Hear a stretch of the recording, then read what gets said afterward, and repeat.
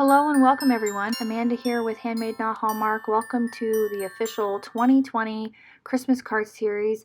I am super excited to bring you card 1. I wanted to create this beautiful, simple Christmas tree using some of my art philosophy metallic accents paints and just some simple cardstock here. I've got some Bristol smooth cardstock that I've got cut down to a 5x7 panel. And I'm going to tape it down to this flat surface with some blue painter's tape so that I don't get any warping. I won't be adding a whole lot of water, but I will be adding enough water that I don't want the paper to warp at all because I'm going to attach it to my card base nice and flat. So I'm just taking this blue painter's tape, and it's very large blue painter's tape. I had grabbed the wrong one when I went and got some, but it works out just great because I'm going to take this piece and I'm going to cut it in half so I can use the two halves to create my actual Christmas tree shape.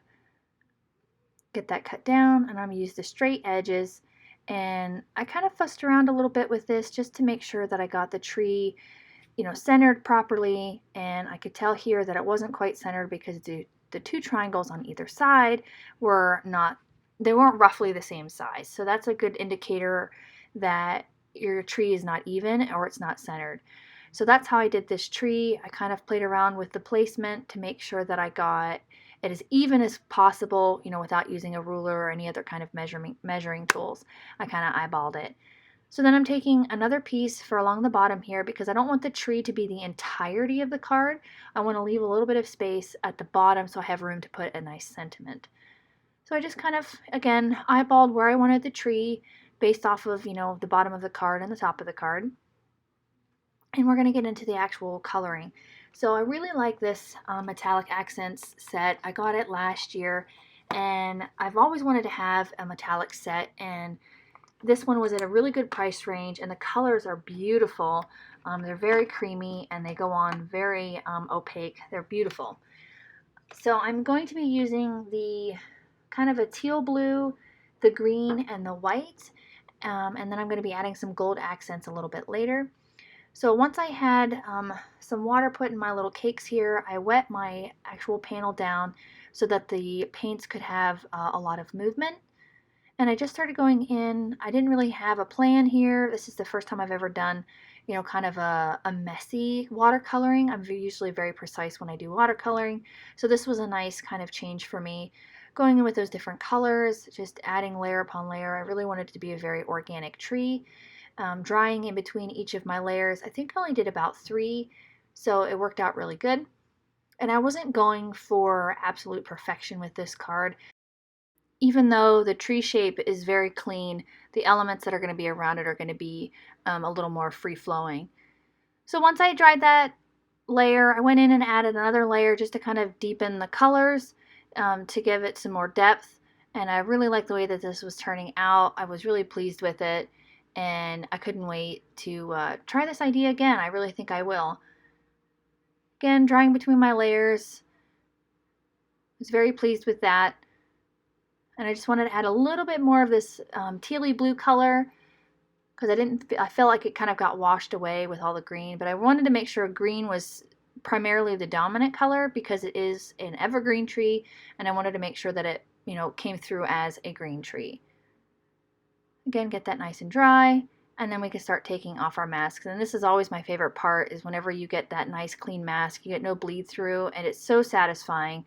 You did all that hard work and it comes out great. Now I'm taking this Pilot pen. This is a waterproof pen, and I'm just going to go through and add some line work or line detail. I had seen Christina Warner do this a few years ago on a couple of cards, and I really liked the idea, and I thought I would try it. So I'm going to give her the credit for this. This was her idea, and I'm just borrowing it, and I really like, it's very whimsical, very organic, and that's exactly what I wanted to go for with this card. Like I mentioned earlier, yes, the tree is very crisp and clean, but everything else that I'm going to be putting it around it is going to be very organic and free-flowing and very handmade. So I wanted to add some more elements to these lines here. I wanted to make kind of these cat eye shapes. I don't really know what I was, going for here. I just wanted to add something else. They could be lights. They could just be, garland, whatever you want it to be. I'm going to be going in and adding gold accents to it later. So I wasn't really worried about how precise these were because they were going to be filled in, and I was just kind of giving me a base or an outline to work with. Again, I was okay with it being kind of wonky and really sketchy because that's what I was going for. And this is a really nice pen. I really like this pen a lot. I've used it for envelopes, using it here for this because it's a nice crisp black and it dries really quickly. Moving all the way up my tree here. And then I ended up adding a very nice organic sketchy star. I'm not the best at drawing stars. I can't ever get them right. I always have one leg longer than the other or vice versa. So again, it went great with the way that I'd done it. Now you could easily use a stamp and just stamp a star up here. But again, I wanted it to be very I was kind of going for like very Dr. Seuss, kind of very whimsical. So that's why I was okay with the way that my sketches were. I'm just taking some gold paint from that same Art Philosophies paint palette, and I used my number 6 brush and I loaded it up with a lot of paint, and then I took my really small, I think it's a number 1. I'll make sure I get the actual number listed down below, and used it to pick up paint off of that larger brush so I wouldn't have to keep going back and forth with this tiny brush, and it worked out really great. It actually went really quickly, and it worked out just fine. I filled in that little star and filled in all of my little cat eye shapes. I wanted to add just a little bit more gold to this card, so I decided to take my Versamark ink embossing pad and I just rubbed it around the edge of the card base to create somewhat of a frame, and I'm going to dip it into my gold embossing powder. It's antique gold from Simon Says, and it's going to create a very kind of organic, sketchy, however you want to call it, frame around my scene here. So that I don't have to use another layer of cardstock. It'll still be just one panel. It won't add a whole lot of thickness to it. And I really like the way that this turned out. I've seen lots of other card makers do this, and I think it is just a fabulous idea. And I'm really going to have to try to use it again. And I just like watching the heat embossing melt, and it turned out exactly the way that I had hoped. And I'm really excited about my series this year. I've got so many ideas planned, and I hope you guys are just as excited as me. I can't wait for Christmas because it's been a very long spring and a very long summer. So for my card base, I had to make a custom card base because I didn't have, because this is a 5x7, so I don't have any actual card bases that are ready to go. So I just took a full sheet of Simon Says Schoolhouse red cardstock, and I cut it down, and I just kind of eyeballed it. It's probably not the best way to do it, but it worked out great for me, and created that card base so that I had just a little bit of a frame, a red frame going around my panel. Now, I'm not sure what happened to my footage, but I did add some Nuvo crystal drops in pale gold, and I did stamp a sentiment from the Simon Says Tiny Words Christmas stamp set, but I didn't like the way that it turned out, so I'm going to eventually cover that up with a nice colored strip sentiment. And I was worried, I had done the Nuvo drops, but I had done it before I had placed my panel on my card base, so I was worried that I was going to smear them, but they ended up drying just enough that I could get my 3M foam tape on the back and get it actually attached to my card base. Just adding some to the back here to hold it down. And again, this series is going to be really great. I've got so many ideas. I've already got several cards ready to go, so you'll have to watch out for those. I will be posting every Monday and Friday this year, so keep a lookout for those, and if you hit the notification bell, you'll always be notified whenever I do post a video. Now that I got that all attached, you can see that sentiment. It didn't really stamp really good, and I didn't really like the black. I didn't feel like it went with the card very much. Now I know I have the black pen work, but I think the sentiment would, stood out better using it as a red panel. So I just took that same sentiment from that stamp set and just used some white heat embossing on some Schoolhouse red cardstock and got that all cut out. And I wanted to use white instead of gold because I feel like it comes through better if it's white on red than gold on red.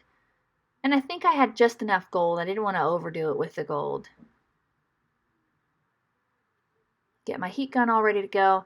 And I just decided to just trim this out with my scissors. I didn't want to use a die or get my paper trimmer out. Now that that's all melted and ready to go, I can use my scissors to cut out this little strip sentiment.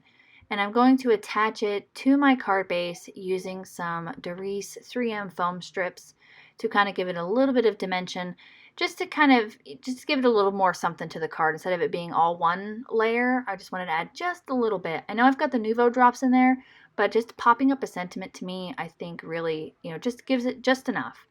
It's not overdoing it or anything like that. Trimmed it down, get those Darice foam strips on there. The weather's finally gotten cold here. The leaves have changed. It's, beautiful here in central Pennsylvania, and just waiting for, the season to really take off. The stores have already started, bringing out the Christmas already, so I'm really excited. It's got me in the good Christmas mood. So I just took some of my Nuvo Aqua Shimmer pen and added just a little bit of shimmer to that sentiment. And now I wanted to add a white panel to the inside of my card, so I had room to put a small sentiment and write a greeting to my recipient. So again, I just took some white cardstock here, eyeballed it to what I wanted, the size I wanted, and cut that panel out and glued it down with some Tombow glue. And then I'm going to take a sentiment from that same stamp set, the Simon Says Tiny Words Christmas, and stamp it on the inside with my VersaFine ink, and it just says Merry Christmas. And that will finish up my card for today. I want to thank you all for coming by and supporting my channel.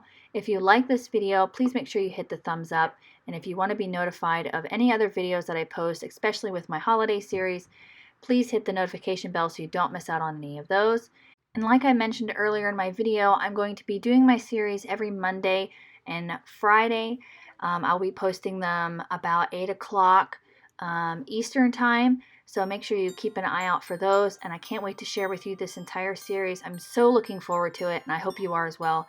I hope you have a wonderful day, and I'll see ya. Bye.